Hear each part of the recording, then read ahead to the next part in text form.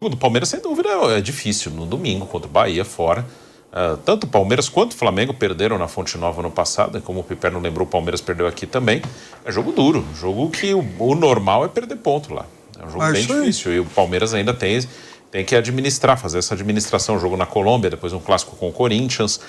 Imagino que na outra semana na Copa do Brasil contra a Jacuipense vai ser um time reserva, até por essa sequência. E vamos ver como o Abel vai fazer, se ele vai tentar forçar mais ou menos o mesmo time com o Bahia, depois na Colômbia, como ele vai fazer, que hoje jogou também com o seu time titular, dentre ali os que estavam disponíveis.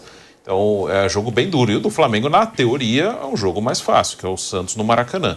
Então, na teoria, no fim de semana, é uma rodada que o mais normal é que diminua a distância. Mas é no campo, é na bola. Mas, sem dúvida, o jogo do Palmeiras é bem mais difícil. Eu imagino, é só um palpite mesmo, né? É difícil fazer esse exercício.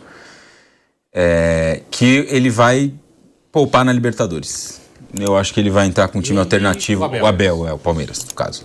Eu imagino que o Abel vai usar um time alternativo em Barranquilha e vai usar força máxima nos jogos do Campeonato Brasileiro, Bahia e Corinthians. Aí o Sporting Cristal com um time alternativo de novo dá pra ganhar em casa. E aí depois tem Atlético Paranaense de novo em casa, né? Antes do jogo contra a Jacuipense, que é um jogo que dá pra jogar com o time inteiro reserva, né?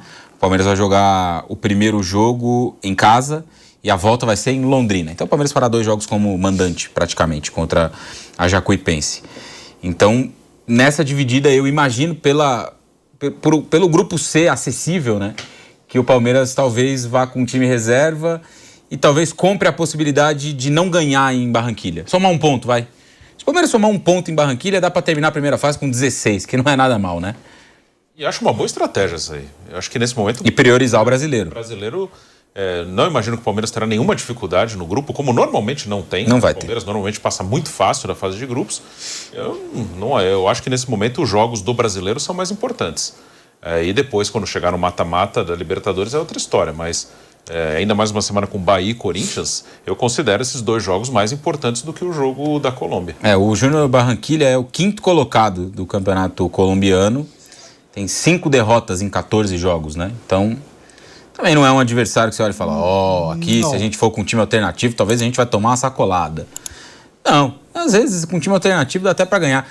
Naquele jogo que o Palmeiras fez uma vez com o time reserva contra o Bolívar, né? No meio das finais lá com o Água Santa, o Palmeiras quase ganhou aquele jogo, saiu na frente.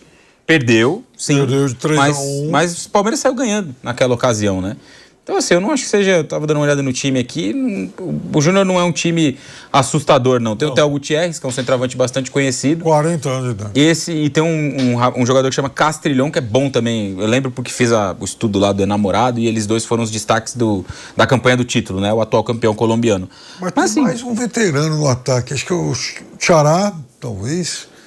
E tem... Muriel. Luiz Muriel, aquele que brilhou na Atalanta e tal, sim. Rodou o mundo, mas já é também um jogador de 34. Xará tá jogando na MLS. É diferente do Flamengo, o Palmeiras utilizou vários jogadores que atuaram na data FIFA. Preservou o Gustavo Gomes, é verdade, mas jogaram o Flaco, Arias, o Sousa entrou no segundo tempo. Então foi o Palmeiras que... O Giai, né? O Giai, enfim, não podemos esquecer que o Giai até estreou na seleção argentina outro dia. E curiosamente, né? Confiança é tudo, né? Hoje a gente viu um Giai procurando o ataque na maior parte do tempo e tal, que não era muito a característica dele. O Palmeiras jogou bem.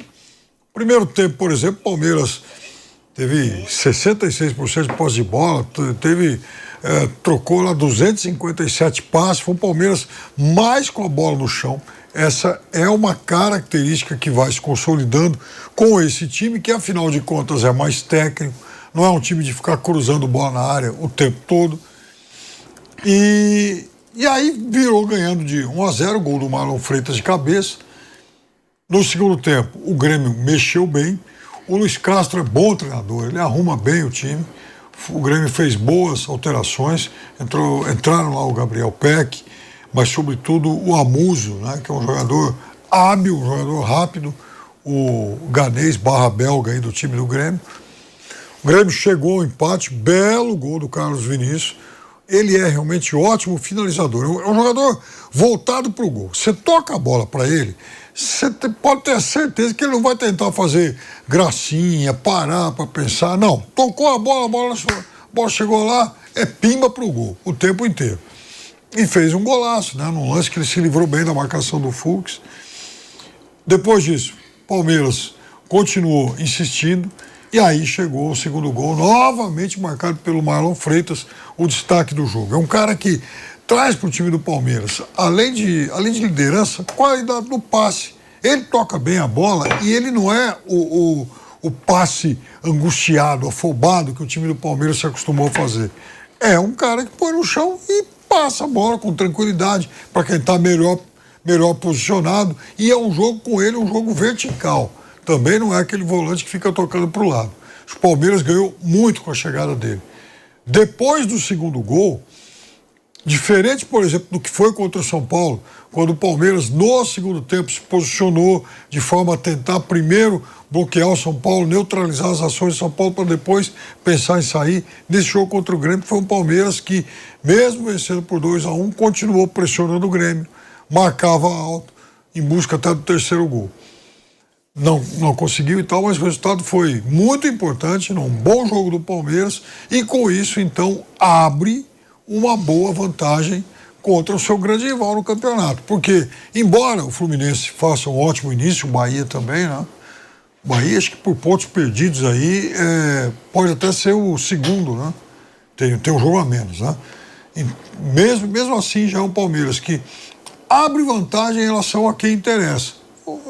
Enfim, o Flamengo. E isso, né, deixa o time numa situação um pouco mais tranquila, porque tropeço todo mundo vai ter, daqui a pouco vai ser a vez do Palmeiras, mas quando isso ocorrer, o Palmeiras pelo menos tem uma margem, uma gordurinha desse primeiro, um quarto de Campeonato Brasileiro. Aí, Monteiro, o Palmeiras vence por 2-1, abre essa vantagem agora de 8 pontos para o Flamengo, com um detalhe, claro, que o Flamengo tem um jogo a menos, que é contra o Mirassol no Maracanã. Mas, nesse momento, tem essa vantagem no início do Campeonato Brasileiro, Raí Monteiro. Foi um jogo em que o Palmeiras foi eficiente, né? Que eu acho que é a principal marca aí do time do Abel, né? Um time que não necessariamente cria muito dentro dos jogos em linhas gerais. Hoje o Palmeiras até finalizou bastante, foram 16 finalizações.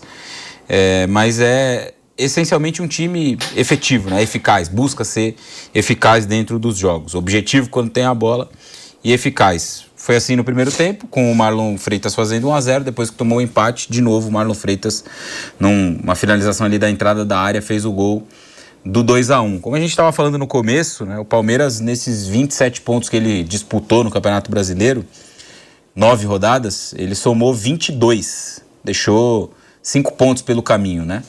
Perdeu um jogo e empatou mais um. Exatamente. O Vasco empatou contra o Atlético Mineiro. Exato. Lá na primeira rodada, né? Na estreia do Campeonato Brasileiro foi um empate com o Galo e uma derrota para o Vasco. Resultados também que estão bem longe de serem anormais, né? Empatar com o Galo em Minas Gerais não é um resultado anormal, bem como perder para o Vasco jogando em São Januário. O Vasco se recuperando, né? Tá vivendo aí um bom momento. Era o início daquela retomada, o primeiro jogo com o Renato, então tá bem distante de ser algo muito ruim.